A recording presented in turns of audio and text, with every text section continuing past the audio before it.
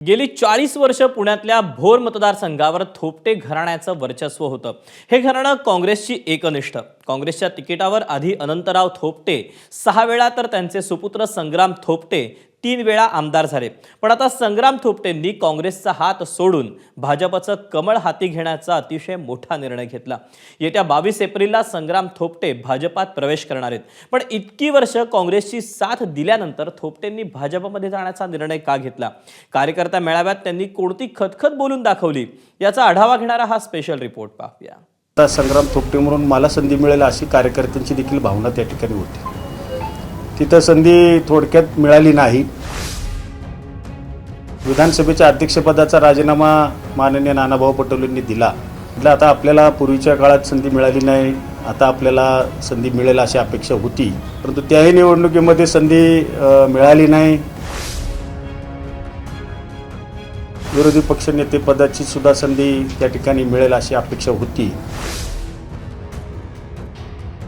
सलग 3 वेळा आमदार म्हणून विजयी, पण पक्षानं प्रत्येक वेळी मोठी संधी दिलीच नाही असा तक्रारीचा सूर आळवत पुण्याच्या भोरचे माजी काँग्रेस आमदार संग्राम थोपटे अखेर भाजपच्या गोटात सामील होणार आहेत. पण जाता जाता ही वेळ आपल्यावर काँग्रेसनं कशी आणली याचा पाढाच त्यांनी वाचून दाखवला. काँग्रेस सोडण्याची वेळ म्हटलं तर काँग्रेसनीच आणली असं म्हणावं लागेल. नंतर 2019 साली परत मला तिसऱ्यांदा भोर मतदारसंघातील आम जनतेने मायबापानं मला परत एकदा काम करण्याची संधी दिली.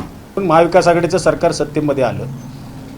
काँग्रेसच्या वाट्याला 12 मंत्रिपदं मिळाली. पुणे जिल्ह्याला निश्चितच मंत्रिपद मिळेल आणि ते मिळत असताना सिनियरिटी असेल किंवा तुमच्या काँग्रेस पक्षातला कार्यकाळ असेल याचा विचार करता संग्राम थोपटे म्हणून मला संधी मिळेल अशी कार्यकर्त्यांची देखील भावना त्या ठिकाणी होती. तिथं संधी थोडक्यात मिळाली नाही. गेली 40 वर्ष भोर विधानसभा मतदारसंघावर वर्चस्व असलेलं राजकीय घराणं म्हणजेच थोपटे घराणं. पण 2 दिवसांपूर्वीच थोपटे यांनी काँग्रेस पक्षाचा राजीनामा दिला आणि चांगल्या वातावरणासाठी ओळखल्या जाणाऱ्या भोरमधलं राजकीय वातावरण काहीसं गढूळ झालं. काँग्रेसकडून सतत डावलण्यात आल्यानं ते नाराज होते. अखेर ही खदखत राजीनाम्याच्या रूपानं त्यांनी बाहेर काढली. येणाऱ्या 22 तारखेला म्हणजे मंगळवारी आता दिवसभरामध्ये मी सकाळच्या वेळेत साधारणतः पक्षप्रवेश होईल आणि त्या पक्षप्रवेशाला माननीय देवेंद्रजी फडणवीस साहेब मुख्यमंत्री महोदय, त्याचप्रमाणे माननीय बावनकुळे साहेब असतील, माननीय रवींद्रजी चव्हाण साहेब असतील यांच्या उपस्थितीत माझा प्रवेश त्या ठिकाणी मुंबईला होणार आहे. आता संग्राम थोपटेंची आजवरची राजकीय कारकीर्द नेमकी कशी आहे यावर एक नजर टाकूया. संग्राम थोपटे हे माजी मंत्री अनंतराव थोपटेंचे पुत्र. संग्राम थोपटेंना राजकीय वारसा वडिलांकडूनच मिळाला. वडील अनंतराव थोपटे हे 6 वेळा भोरचे आमदार तर 14 वर्ष मंत्री होते. पश्चिम महाराष्ट्रातील काँग्रेसमधलं एक मोठं नाव म्हणून अनंतराव थोपटेंची ओळख होती. त्यांच्याच पावलावर पाऊल ठेवून संग्राम थोपटे राजकारणात उतरले.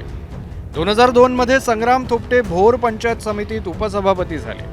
2009 मध्ये त्यांनी पहिल्यांदा भोरमधून विधानसभा लढवली आणि ते आमदार झाले. त्यानंतर 2014 आणि 2019 मध्ये विधानसभा निवडणूक जिंकून आमदारकीची हॅट्रिक साधली.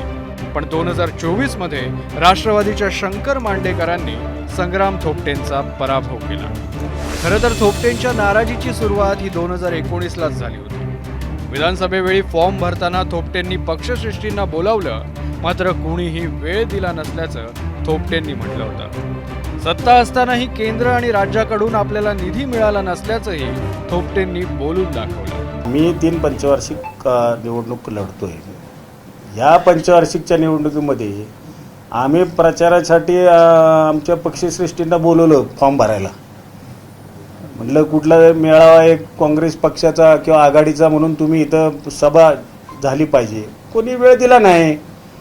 दुसरी महत्त्वाची गोष्ट, निवडून पडल्यानंतर सुद्धा कुठल्याही पक्षश्रेष्ठीचा साधा फोन सुद्धा नाही. आता मला सांगा, महाराष्ट्रात असं काँग्रेसमध्ये कुठला आश्वासक चेहरा आहे की ते इकडे पाहावं आणि तिथं जाऊन तुमची खतखत व्यक्त करावी आणि प्रश्न मांडावेत आणि ते सुटतील? असा चेहरा कुठला आश्वासक वाटत नाही, अशी परिस्थिती आहे. अखेर थोपटेंनी भोरमध्ये कार्यकर्ता मेळावा घेत आपली भूमिका स्पष्ट केली.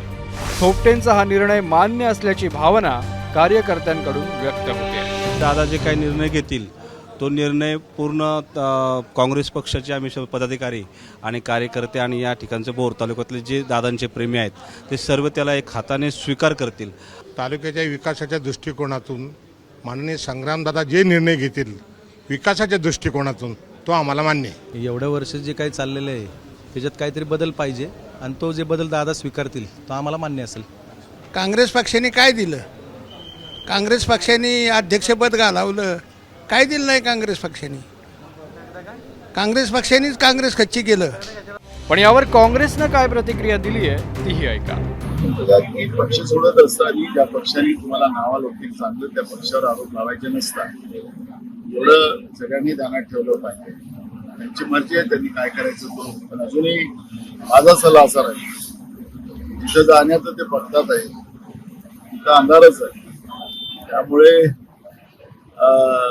इतक्या वर्षाच्या कारकिर्दीचं आपल्याला अंधाराकडे न्यायचं असेल तर त्यांच्या हातात नको. संग्राम भाऊ आणि आम्ही एकत्र आमदार म्हणून काम केले आहे. ते आमचे चांगले जुने सहकारी आहेत. मला असं वाटतंय की त्यांनी अशा निर्णय कुठला घेऊ नये असं माझी त्यांना पहिली तर विनंती राहील. कारण ज्या तऱ्हेने काँग्रेसने त्यांना आणि त्यांच्या वडिलांना मोठी मोठी पदं दिली. खरं तर काही मंडळी असतात ती स्वार्थासाठी आणि सत्तेसाठी असतात आणि काही मंडळी असतात ती विचारधारेची असतात. माझं त्यांना ॲज अ बंधू म्हणून बंधू माझं कारण मी त्यांची भगिनी म्हणून काम केल्याबरोबर सांगण्यात त्यांनी हा निर्णय घेऊ नये. त्यांच्या वडिलांना आणि त्यांना काँग्रेस पक्षाने खूप दिले. दबाव तंत्र वापरलं जातं असं वाटतं तुम्हाला? 100%. आता तुम्ही बघताय आजकाल ईडी सीबीआय इन्कम टॅक्सचा वापर कशासाठी होतो. 22 एप्रिलला मुख्यमंत्री फडणवीसांच्या उपस्थितीत संग्राम थोपटेंचा भाजपमध्ये पक्षप्रवेश होणार आहे. त्यामुळे भाजप थोपटेंना कोणती जबाबदारी देतं हे पाहणं महत्त्वाचं ठरेल. सध्या कोणत्याही निवडणुका नाही अशातच आधी रवींद्र धंगेकर आणि आता संग्राम थोपटे अशा दोन मोठ्या चेहऱ्यांनी काँग्रेसला राम राम ठोकलाय. जयदीप भगतसह bureau report, ABP Majha, Bhor, Pune. ABP माझा, उघडा डोळे बघा नीट.